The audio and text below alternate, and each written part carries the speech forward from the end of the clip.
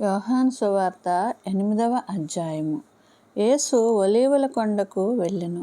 తెల్లవారగానే యేసు తిరిగి దేవాలయంలోనికి రాగా ప్రజలందరూ ఆయన యొద్దకు వచ్చిరి కనుక ఆయన కూర్చుండి వారికి బోధించుచుండెను.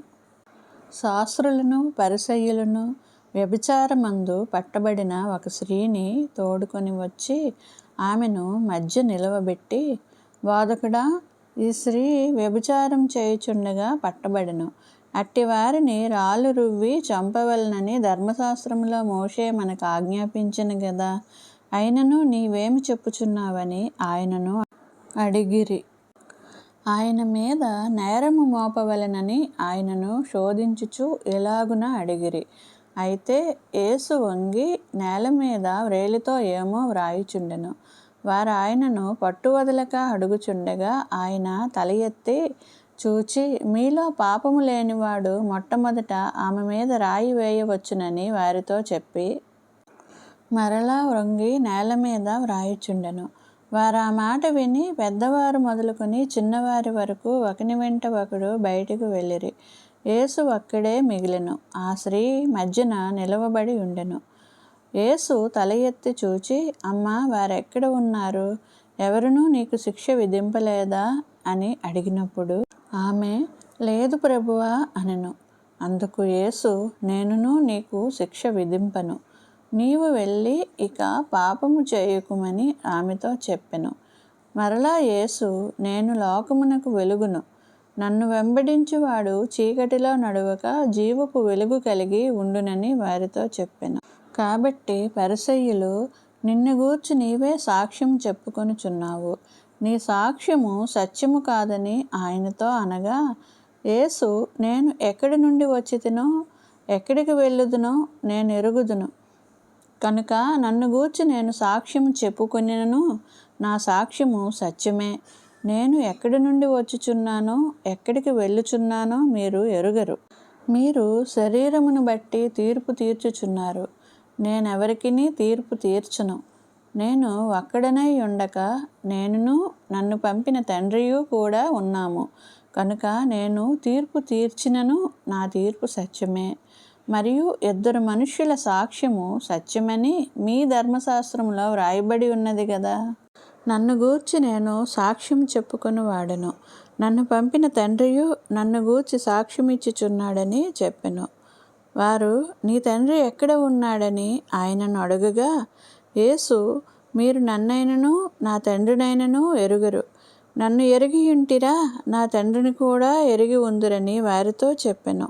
ఆయన దేవాలయములో బోధించుచుండగా కానుక పెట్టె ఉన్న చోట ఈ మాటలు చెప్పెను. ఆయన గడియ ఇంకనూ రాలేదు కనుక ఎవడునూ ఆయనను పట్టుకొనలేదు.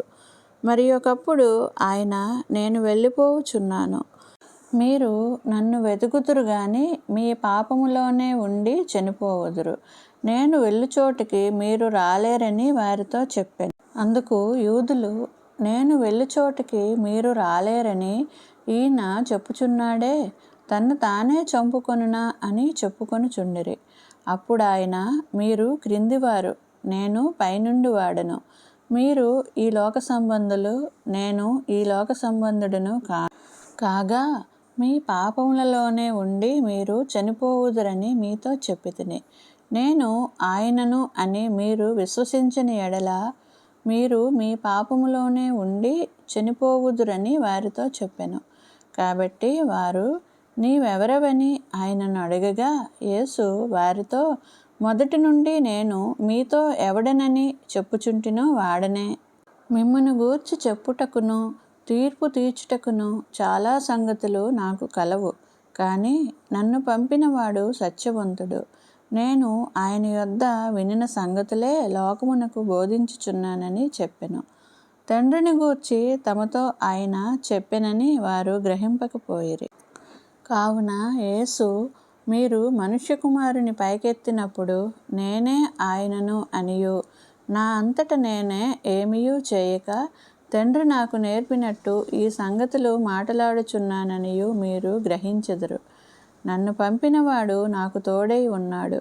ఆయనకిష్టమైన కార్యము నేనెల్లప్పుడూ చేయుదును కనుక ఆయన నన్ను ఒంటరిగా విడిచిపెట్టలేదని చెప్పెను. ఆయన ఈ సంగతులు మాట్లాడుచుండగా అనేకులు ఆయన యందు విశ్వాసముంచిరి. కాబట్టి యేసు తనను నమ్మిన యూదులతో, మీరు నా వాక్యమందు నిలిచిన వారైతే నిజముగా నాకు శిష్యులై ఉండి సత్యమును గ్రహించుదురు. అప్పుడు సత్యము మిమ్మును స్వతంత్రులనుగా చేయునని చెప్పగా, వారు, మేము అబ్రహాము సంతానము, మేము ఎన్నడూనూ ఎవనికిని దాసులమై ఉండలేదే, మీరు స్వతంత్రులుగా చేయబడుదురని ఏల చెప్పుచున్నావని ఆయనతో అనిరి. అందుకు యేసు, పాపము చేయు ప్రతివాడును పాపమునకు దాసుడని మీతో నిశ్చయముగా చెప్పుచున్నాను. దాసుడు ఎల్లప్పుడూ ఇంటిలో నివాసం చేయుడు, కుమారుడు ఎల్లప్పుడూ నివాసం చేయును. కుమారుడు మిమ్మును స్వతంత్రులనుగా చేసిన ఎడల మీరు నిజముగా స్వతంత్రులై ఉందురు.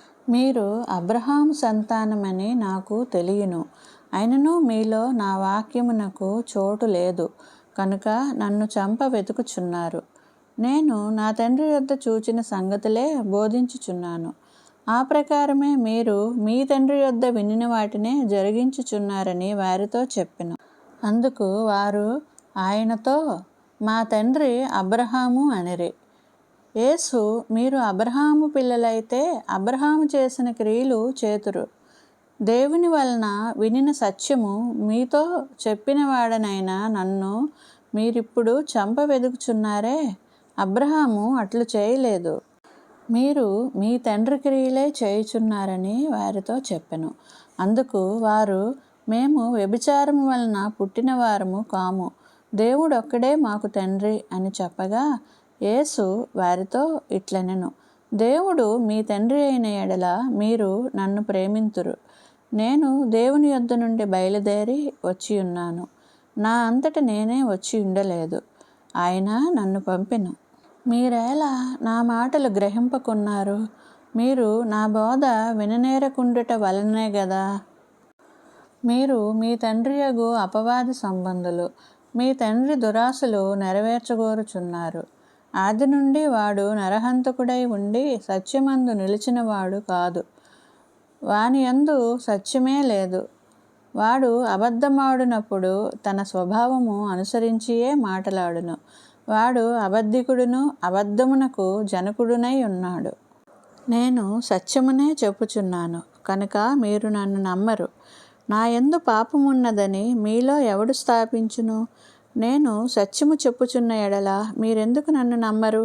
దేవుని సంబంధి అయిన వాడు దేవుని మాటలు వినును. మీరు దేవుని సంబంధులు కారు కనుకనే మీరు వినరని చెప్పెను.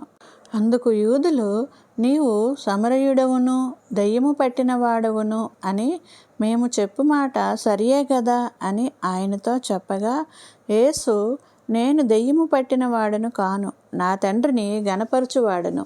మీరు నన్ను అవమానపరుచుచున్నారు. నేను నా మహిమను వెతుకుటలేదు, వెతుకుచు తీర్పు తీర్చుచు ఉండువాడొకడు కలడు. ఒకడు నా మాట గైగొనిన ఎడల వాడెన్నడూనూ మరణము పొందడని మీతో నిశ్చయముగా చెప్పుచున్నానని ఉత్తరమిచ్చాను. అందుకు యూదులు, నీవు దెయ్యము పట్టిన వాడవని ఇప్పుడు ఎరుగుదుము, అబ్రహామును ప్రవక్తలను చనిపోయిరి, అయినను ఒకడు నా మాట గైగొన్న ఎడల వాడు ఎన్నడూనూ మరణము రుచి చూడడని నీవు చెప్పుచున్నావు. మన తండ్రి అయిన అబ్రహాము చనిపోయిన గదా, నీవు అతని కంటే గొప్పవాడవా? ప్రవక్తలను చనిపోయిరి, నిన్ను నీవెవడవని చెప్పుకొనుచున్నావని ఆయన్ని అడిగిరి. అందుకు యేసు, నన్ను నేనే మహిమపరచుకున్న ఎడల నా మహిమ వట్టిది. మా దేవుడని మీరెవరిని గూర్చి చెప్పుదురో ఆ నా తండ్రియే నన్ను మహిమపరచున్నాడు. మీరు ఆయనను ఎరుగరు, నేను ఆయనను ఎరుగుదును. ఆయనను ఎరగనని నేను చెప్పిన ఎడల మీ వలె నేనును అబద్ధికుడనై ఉందును. కానీ నేను ఆయనను ఎరుగుదును, ఆయన మాట గైగొనుచున్నాను. మీ తండ్రి అయిన అబ్రహాము నా దినము చూతునని మిగిలి ఆనందించెదను, అది చూచి సంతోషించెను అనెను. అందుకు యూదులు, నీకింకనూ 50 సంవత్సరములైనా లేవే, నీవు అబ్రహామును చూచితివా అని ఆయనతో చెప్పగా, యేసు, అబ్రహాము పుట్టక మునిపే నేను ఉన్నానని మీతో నిశ్చయముగా చెప్పుచున్నానెను. కాబట్టి వారు ఆయన మీద రువ్వుటకు రాళ్ళు ఎత్తిరి. కానీ యేసు దాగి దేవాలయంలో నుండి బయటకు వెళ్ళిపోయెను.